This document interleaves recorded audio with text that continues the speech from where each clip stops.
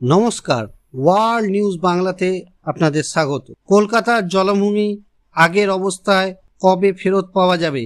কলকাতার মানুষ আবার কবে জল দেখবেন? টাইমলাইন দিয়ে রাজ্যকে প্রশ্ন কলকাতা হাইকোর্টের বিচারপতি অমৃতা সিনহার। কলকাতা শহরের জলাভূমি বুঝিয়ে নির্মাণ তৈরি করার অভিযোগ নতুন নয়, একাধিক মামলাও হয়েছে আদালতে।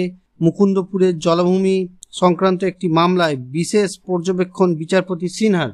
বিচারপতির বক্তব্য, যারা এই ধরনের মামলা করছেন জলাভূমি বাঁচাতে, রাজ্যের উচিত সেই সব মামলাকারীদের পাশে দাঁড়ানো। যে জায়গায় 550টি বেআইনি নির্মাণের অভিযোগ উঠেছে সেখানে মাত্র 2টো খুঁজে পেয়েছে রাজ্য। কিভাবে সম্ভব? রাজ্যকে প্রশ্ন করল বিচারপতি এটি স্পষ্টভাবে জানতে চান ঠিক কতগুলি নির্মাণ ভাঙার অর্ডার দেওয়া হয়েছে আর কটা ভাঙা হয়েছে সেটা রাজ্যকে বলতে বলেছেন বিচারপতি।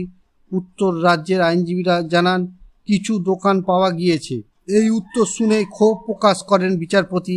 রাজ্যকে বিচারপতি অমৃতা সিনহা বলেন, একটা একচালার দোকান ভেঙে বলছেন বেআইনি নির্মাণ ভেঙেছেন। বিচারপতির পর্যবেক্ষণ, আদালত আর কলকাতার মানুষ ওয়েটল্যান্ড ফেরত চান বারবার। এটা হতে পারে না।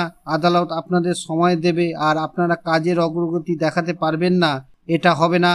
তাহলে আদালত শক্ত হতে বাধ্য হবে। Wetlands management authority chief technical officer আগস্টে এই সংক্রান্ত একটি রিপোর্ট দেন।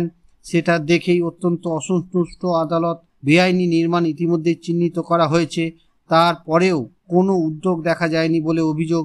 যাতে ওই ওয়েটল্যান্ড তার আগের অবস্থায় ফেরত যায় তার জন্য 10 সেপ্টেম্বর পর্যন্ত স্থগিতাদেশ দেওয়া হয়েছে। ভিডিওটি ভালো লাগলে লাইক করুন, শেয়ার করুন এবং সাবস্ক্রাইব করুন ওয়ার্ল্ড নিউজ বাংলাকে। নমস্কার।